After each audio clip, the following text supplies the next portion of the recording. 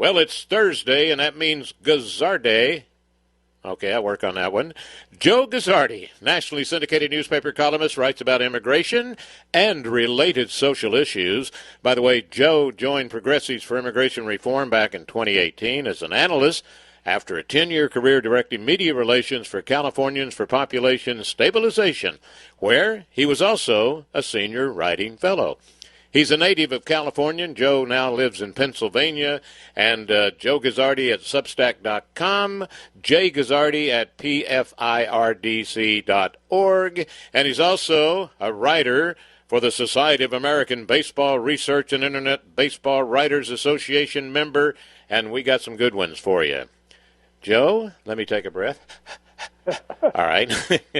How you doing, son? I'm doing great. And Chuck, before we say one other word, happy birthday. Yes, but you're one day late, so that means I'm an older man. Well, I mean, what can I do? You have me on today, so yeah. I have to be one day late. If I had been on yesterday, I would have been on time. There you go. And I would have been 38 instead of 39. Yes. Well, anyway, happy birthday. All right. You know, and I celebrated. And somewhere along the line, I kind of felt like beating up on Bush. Oh, wait a minute. That's an article you wrote.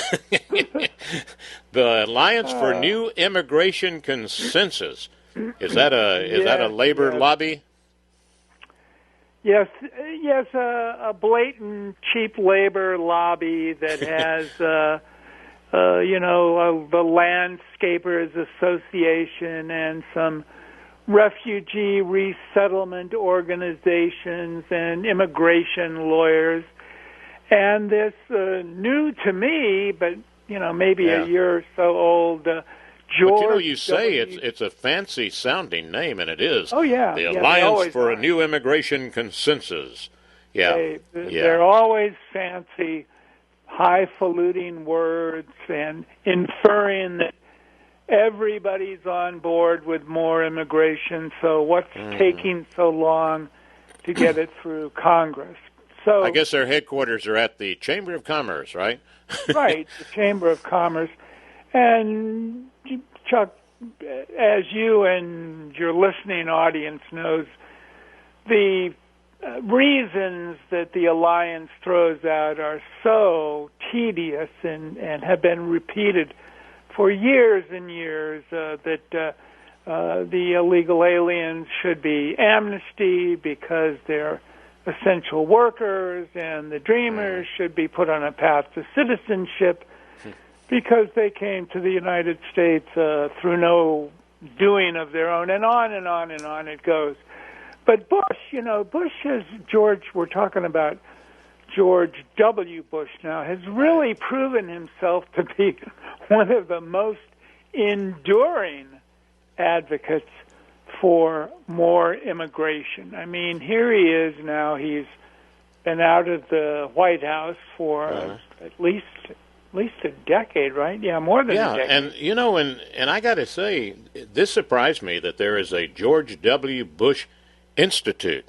Do you have to pay your salary to go to that institute, and what do they learn, huh? Yes. Well, I mean, anything?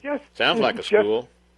There's no end to it, So he invites, last couple of weeks ago, he invites 4 illegal immigrants and the immigration lawyer that I referred to before, and a couple of other advocates, immigration advocates, to Dallas, to talk it up, to talk up more immigration. And it just seems to me that at this point in his life and at this point in his, whatever his historic, however he's remembered historically, to invite illegal aliens to the White House is just in bad taste, I guess he didn't invite any ICE agents on the same day, right? Yeah, no agents, no struggling Americans, no workers who have been displaced by H-1B visa holders. And we know that Bush is all in on immigration. He was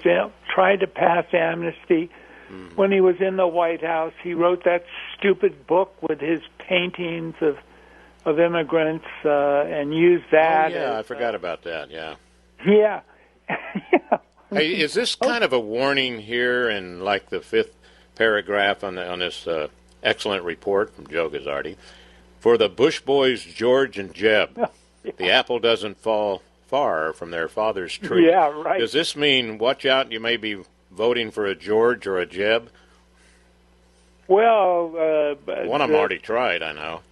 Yeah, well, as I see it, the old man, George H.W. Bush, right, signed this terrible Immigration Act of 1990. And, Chuck, that act does not get the attention that it deserves as for being so terrible. I mean, it was much worse than the 1986 Immigration Reform and Control Act. All of a sudden, when Bush seniors, Bush elders, signed that 1990 Immigration Act, all of these employment-based visas were created and expanded, and that was the origin of the H-1B visa and many other employment-based visas, which have led to literally the displacement now over the past 32 years since the bill became law of, millions of American workers. So it's a terrible, terrible bill. So that's George H.W. Bush. Then his son, his oldest son, George W. Bush, he's all pro-immigration and tried to pass amnesty and talked it up and got Karl Rove, his chief of staff, to go on the Sunday morning television shows and talk about it. And then Jeb comes along with his exclamation point upside down and right side up. Do you remember when he was running for president? He was first the Florida governor, and then he ran on a platform that prominently included more immigration amnesty. And one of the critics of Bush and his immigration platform wrote in the Wall Street Journal that Bush was an apostle for amnesty. That's how dedicated Jeb Bush now, was for more immigration. They should have had a picture of him holding a wooden crane, a cane. Well, and it's interesting, too, because Jeb Bush's campaign, you remember, went nowhere. It started off nowhere, and it went downhill from there. So you would think that George W. Bush would say, well, let's see, I couldn't sell amnesty as president. My brother flopped dismally on immigration, and in the end lost out to Trump, who was promoting at least some levels of immigration enforcement. I couldn't get, this is Bush, George W. Bush again, I couldn't get the DREAM Act passed.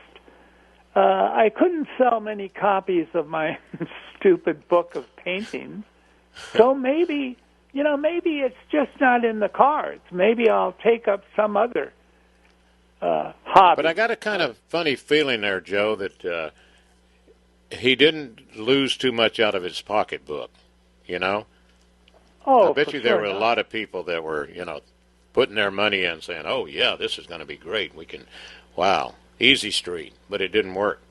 Well, it's the same, it's the usual crowd of suspects, right? I mean, the immigration lawyers and the employers, the elitists that for some reason or another just can't perceive of an America with manageable levels of immigration. So, it's a little bit surprising to me. I don't know. I don't know exactly how old Bush is now, but over 70 for sure.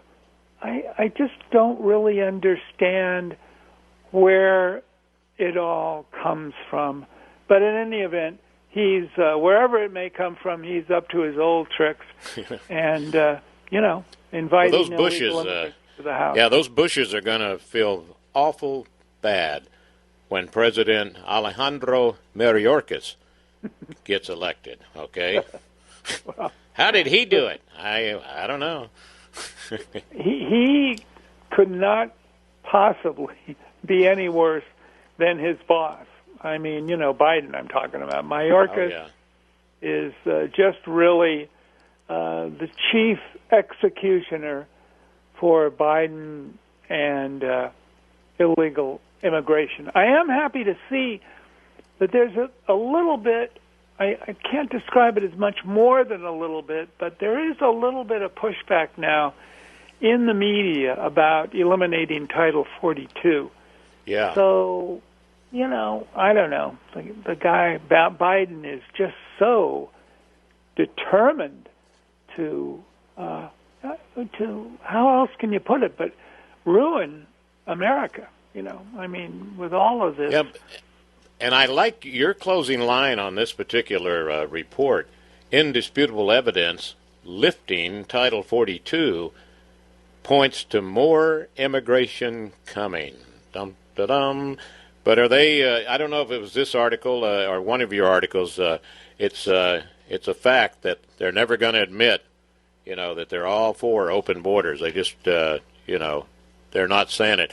Kamalia said that whenever she was running, with the other 24 people, that, I am definitely all for open borders. No borders at all for the United States, yes. Wow. It's, Here you she look is back vice president. At her short-lived presidential campaign, Yeah. and remember early on, she described herself as a top-tier candidate, and she was gone in 6 weeks. And, as more evidence that Biden can't make any intelligent decisions, why would he pick her? I mean, he promised a woman, and I can't remember if he promised a woman of color or not, but there's lots of women of color, and, she is unpopular, as you as a California resident know, Chuck. She's unpopular in her own state. She didn't win the primary there. She came in third, didn't she? Well, let me tell you, though, she did better than Hillary, right? Hillary never became vice president or president, right? Well, I guess you can say that. Yeah. Hey, by the way, in Palm Springs, I guess now they're going to give you $900 a month if you're transgender. They're trying to pass that bill in California. See, you should move back out here because this state is so exciting. Oh, my goodness. Well, hey, listen, we're coming up on the break here, and let's I'll leave it continue on this briefly anyway after the break. All right, we'll do this one, and don't forget we're going to throw in this, the baseball season is open. I got it on the bottom, but I guarantee you we're going to get to it. If I have to hold his hand back, keep him from, yes, okay. Opening day, 1939. The bats were made out of, well, we'll see. Anyway, Joe Guzzardi, and it's Jay Guzzardi at pfirdc.org. Also, Joe Guzzardi at Substack, substack.com.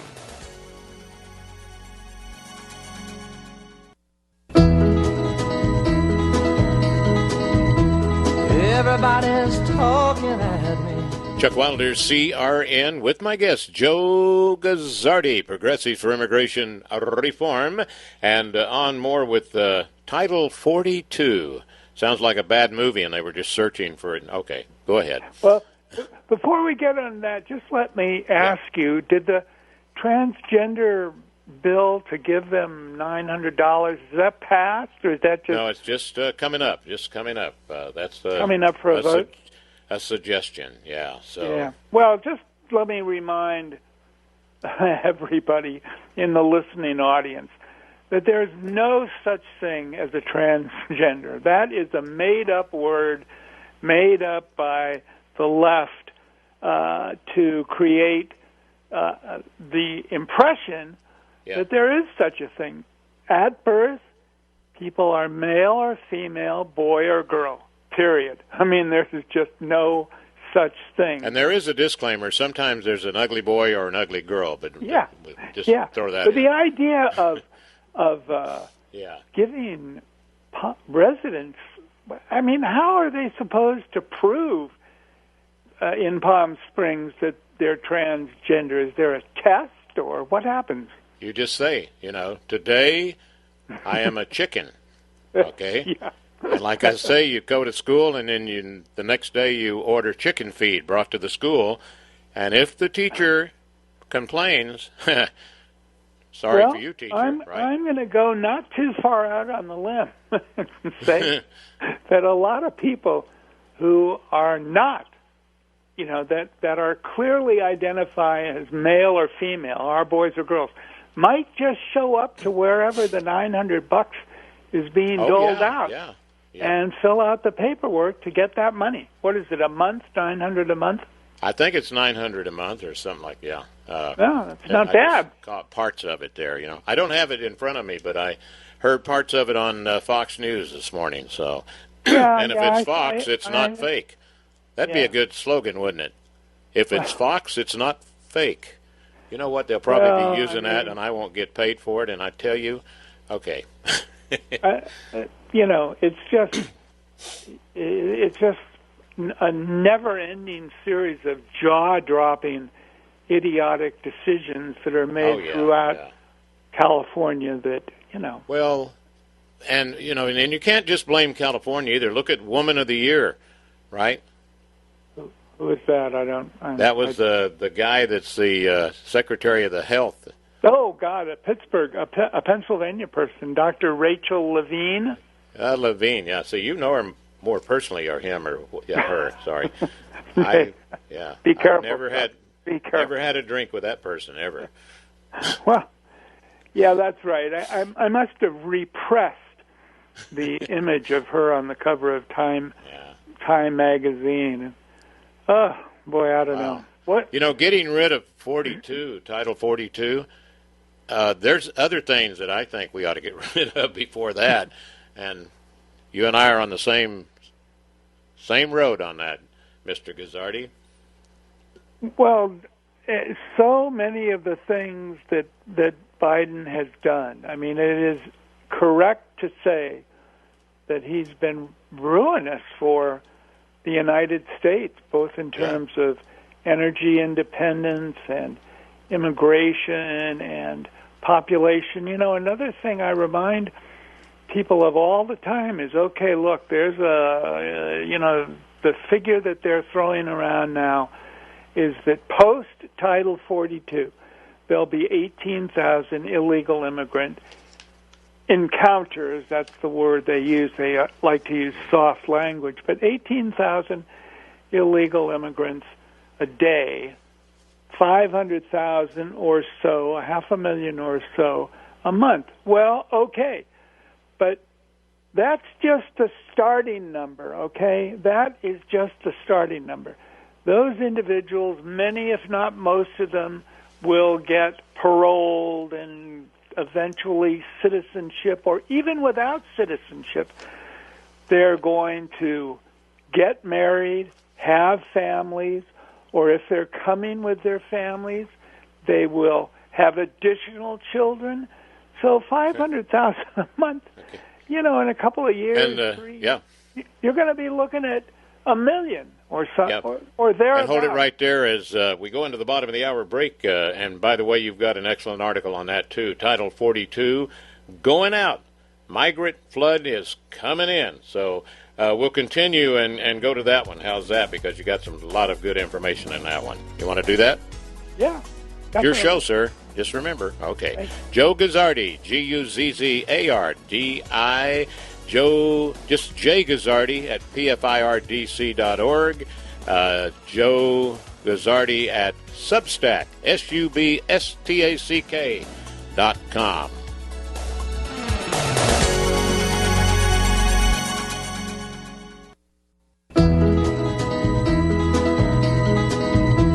Everybody's talking at me.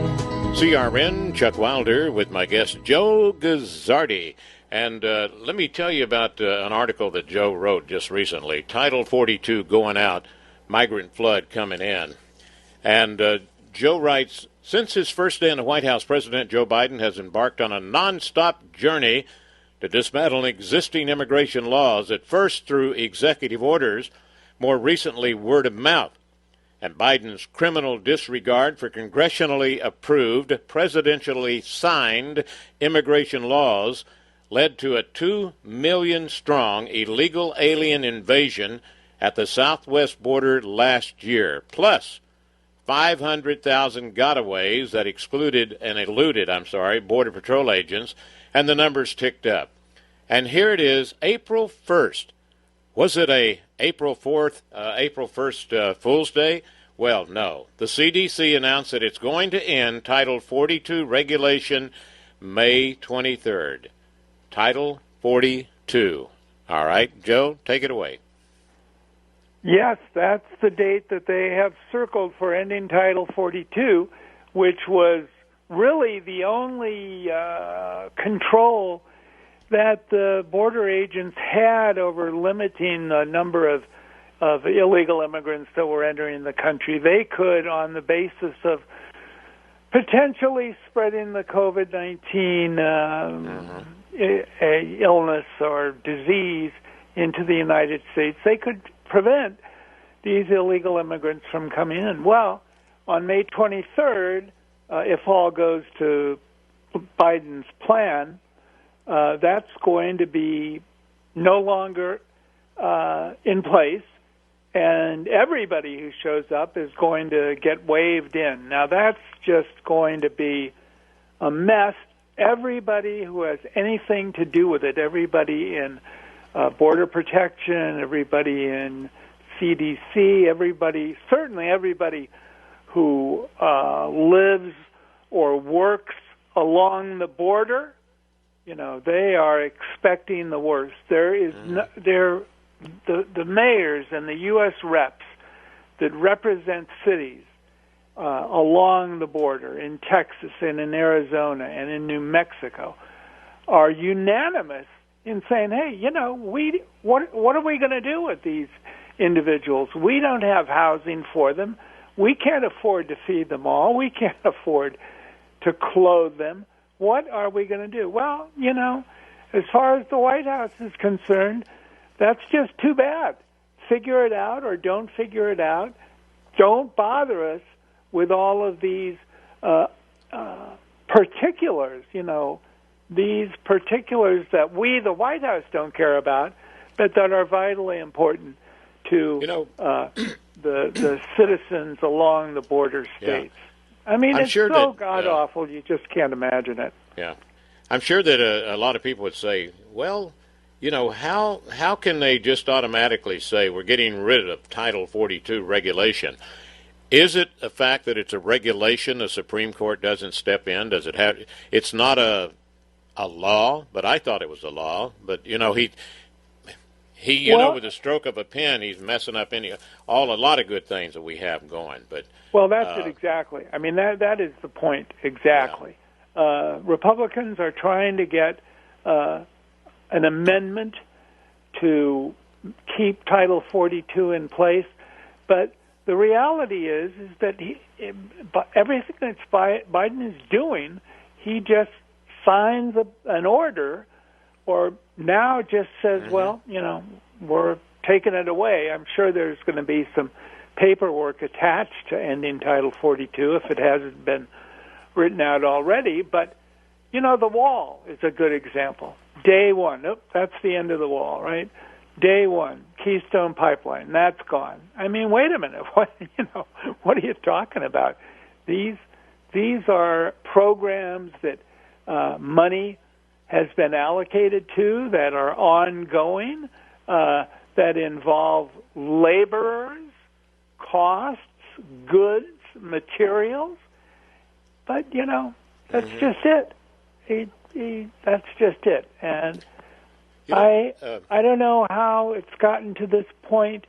One of the reasons is that Democrats are so completely united with each other, that they step out of order is almost unthinkable, and they're also they're still forced to be behind Biden, and of course they're united in their hatred of Trump. That's it, the Trump syndrome. Boy, it won't go away. Let me, in your article, and listen to this, listener, Mayorkas, Biden's co-conspirator in the dismantling of America, immediately began with double talk. All right, once the order is lifted. Oh, and by the way, I want to mention that there were 18 congressional people that were trying to get Mayorkas removed. They wanted to get him out. Okay, here's what he says, right? The individuals will be processed under standard procedure. Lie. In a prepared statement, Mayorkas said the smugglers will spread misinformation about the U.S. admission to take advantage of their vulnerable migrants. But, he concluded, and here's the big lie, let me be clear. Those unable to establish a legal basis to remain in the United States will be removed. Yes, just like you're doing it right now, and you could do it right now, even with 42 regulation. You know, you're lying.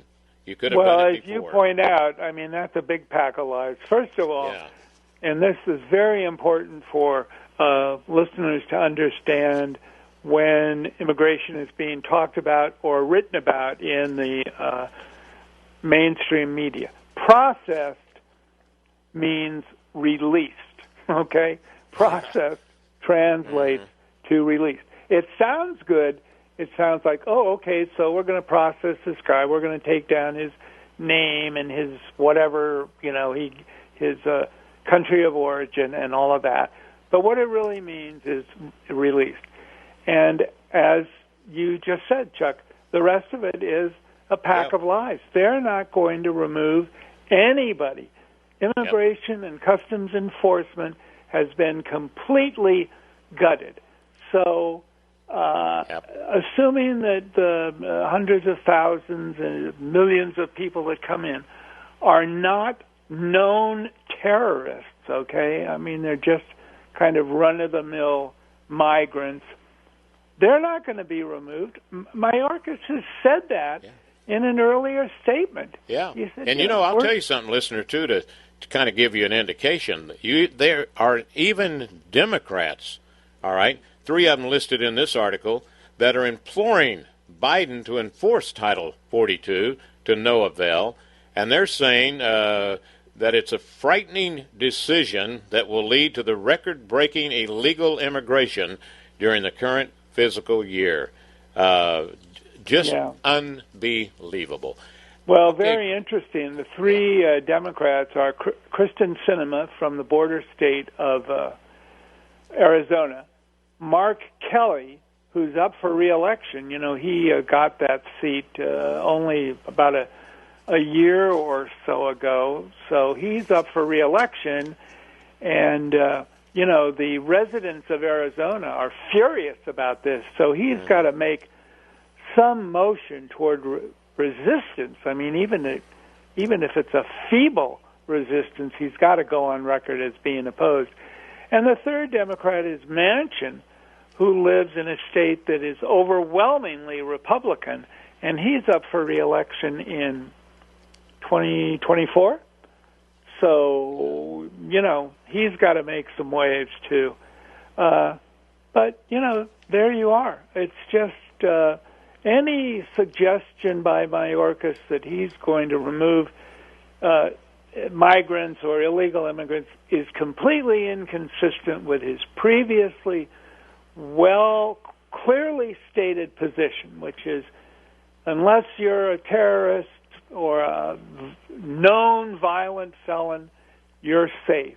And what's more, we're not going to go after you if you're in a church or a playground or a baseball park field. Bench. Remember, that's one of them, too. That's off territory. Waiting if you're for the bus bench. Yeah, if you're waiting for the bus, they can't get you. All right. Yeah. Hey, listen, I don't think we're going to have time to get one of the articles that still covers part of this, but you know all the shortages we are having right now, everything like gas, that'll just kind of wake up in grocery stores. Joe also filed in an area defined by shortages, immigration overages hurt all. Okay. And that's also available at Joe Guzzardi's website. Yeah, I mean, you read the news and you watch the television broadcasts, and they're screaming about, everybody's screaming about shortages of gas, shortages of housing, shortages, in the supply chain and all of that. Well, in what way does adding 2 million people who are going to add to the population, how does that help any of the shortages? Boy. Hey, thank you very much, Joe, and look forward to next Thursday, because Thursday's Guzzardi Day. That's a short poem we've come up with, and it works wonderfully. Hey, thank you, Slade. Thank you for listening. And absolutely nobody was hit by a baseball during the production of this here radio program.